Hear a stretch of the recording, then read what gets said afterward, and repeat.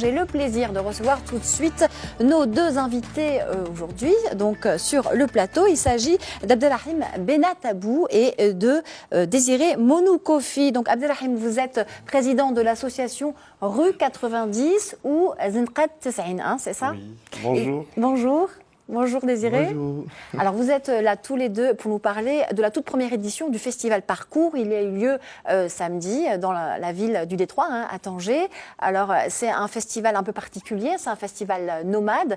Avant qu'on détaille un petit peu le concept, est-ce que vous pouvez nous dire comment est né ce festival? Bonjour et merci encore pour l'invitation. Le festival Parcours est une idée qui a été pensée en collaboration avec le collectif Voix des migrants. Et nous avons désiré présenter un peu les cultures africaines au public tangérois. Nous avons pensé que la meilleure façon de le faire, c'est de sortir dans la rue et d'aller vers le public, plutôt que de l'inviter dans des galeries fermées ou des centres culturels. D'accord, donc un concept original. Donc on va vers le citoyen, vers le public. D'accord. Alors pourquoi avoir qualifié ce festival de nomade, justement? Parcours et nomade, c'est un peu pour symboliser aussi toute la route que peuvent faire les migrants. Nous parlons surtout de migrants subsahariens, mais nous avons aussi invité des artistes syriens, des artistes européens qui viennent de l'autre bord et qui viennent s'installer au Maroc à la recherche d'une autre culture et à la recherche de la découverte de l'autre. Et donc nous avons trouvé que la meilleure façon de symboliser ça, c'est de bouger dans la ville de Tanger. Un peu rapidement, nous faisons 45 minutes de spectacle dans 3-4 différents trucs. Et le principe du festival était que le public doive suivre le festival. D'accord. Alors, pourquoi est-ce que vous avez choisi la thématique de migrants, en fait? C'est un choix qui a toute sa symbolique, il faut dire, dans la ville de Tanger, qui est une ville de passage, en fait. Voilà, Tanger est symboliquement la porte de l'Afrique et la porte de l'Europe. Et donc, nous avons décidé de focaliser sur la migration. Comme c'est un sujet très d'actualité, nous avons voulu le voir d'un côté artistique plutôt que d'un côté politique. D'accord. Qui sont les artistes qui participent à ce festival? Alors, nous avons surtout invité des groupes qui jouent à Tanger, normalement, qui sont de Côte d'Ivoire, de Guinée-Conakry, du Sénégal, du Mali et certains Marocains aussi. Nous avons surtout invité notre artiste plasticien ici présent de Côte d'Ivoire, qui est venu représenter son pays, qui n'est pas migrant, qui est voyageur et qui découvre pour la première fois la culture marocaine pour que ça soit vraiment une rencontre entre les peuples. Alors, Désiré Monoukofi, oui. Dites-nous comment vous avez connu ce festival et comment ça s'est passé pour vous samedi. Ok, moi d'abord je tiens à vous dire merci et je tiens à féliciter mon frère ici pour l'invitation. Et c'est ma première fois à Tanger, j'ai vraiment aimé. Et le festival pour moi c'était un moment de partage et d'échange de culture parce que grâce à ce festival, j'ai rencontré d'autres artistes de Tanger, de toute l'Afrique, quoi. Et je tiens à vraiment féliciter et encourager ce festival. Et moi, ma participation, c'était volontaire. Je suis venu pour soutenir ce festival et présenter mes œuvres au public et au monde entier. Vous êtes peintre, donc plasticien. On voit les œuvres à l'écran d'ailleurs. Ah, on les voyait tout à l'heure, elles vont revenir.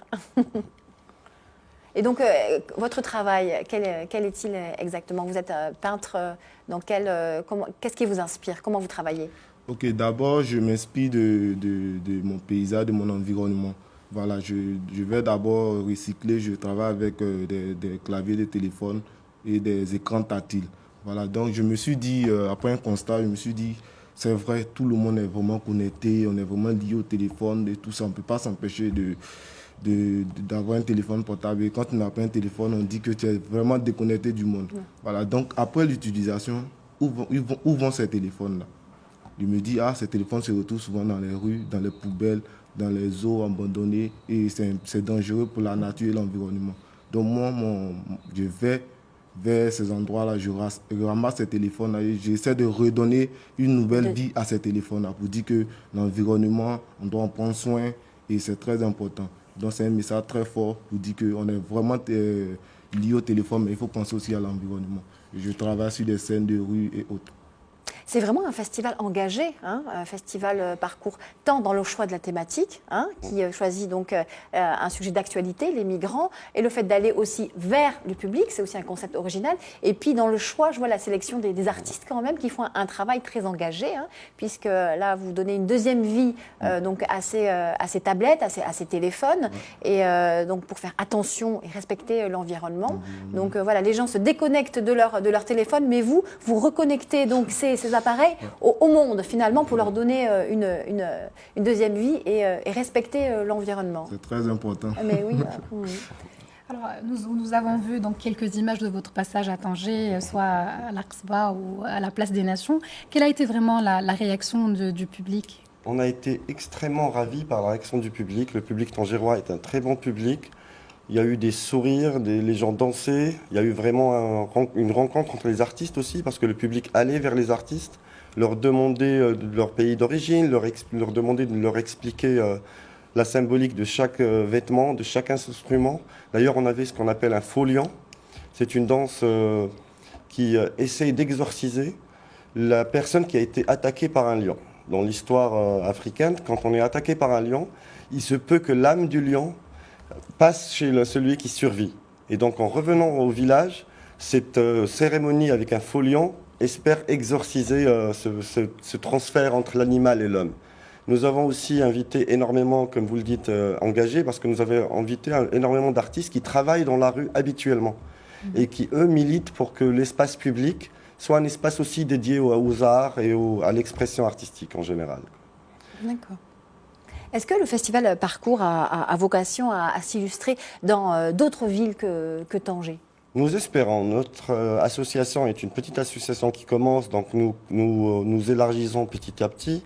Nous avons premièrement très ciblé le public du nord de Tanger, parce que nous trouvons que c'est un public qui est confronté à la migration et à la rencontre des pays africains et des cultures africaines, mais qui ne le connaît pas tellement. Mais nous espérons effectivement passer peut-être à un parcours qui serait d'une ville à une autre et peut-être d'un pays africain à un autre. D'accord. Et je tiens aussi à vraiment remercier les artistes qui ont été engagés symboliquement avec le festival, qui ont porté avec nous tout ce qui a apporté, parce que c'est un festival assez difficile à gérer, puisqu'il faut bouger en 30 minutes tout le matériel d'une place à une autre. Un festival nomade.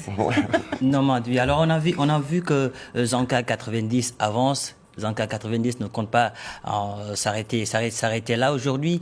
Quelles sont les missions prochaines de Zanka 90? Alors, Zanka 90 est une association qui est axée sur 3 volets. Le volet culturel, le volet de promotion de l'entrepreneuriat et le volet écologique et sportif que nous avons associé. Et donc nous espérons pour les prochaines activités créer un festival sportif et écologique où nous inviterons tous les acteurs et on nous présenterons un peu tous les sports disponibles à Tanger, parce qu'on ne le sait pas, mais à Tanger, il y a un club de cricket, il y a un club de football américain, il y a un club de plongée sous-marine. Et je crois que le public devrait s'intéresser à des sports un peu plus différents et qui développent autrement la personnalité. Merci beaucoup, Merci Abdelrahim beaucoup, Benatabou. merci pour votre invitation, c'est un plaisir. Voilà, mais on a appris beaucoup de choses. Pour nous aussi, c'était un plaisir. Donc je rappelle que vous êtes Abdelrahim Benatabou, président de l'association Rue 90 ou Zenqat Tissaïn, au choix. Et je vous remercie, vous aussi, donc Désiré Monou Kofi, pour votre participation donc, sur ce plateau et puis à ce festival, Festival Parcours, un festival très engagé.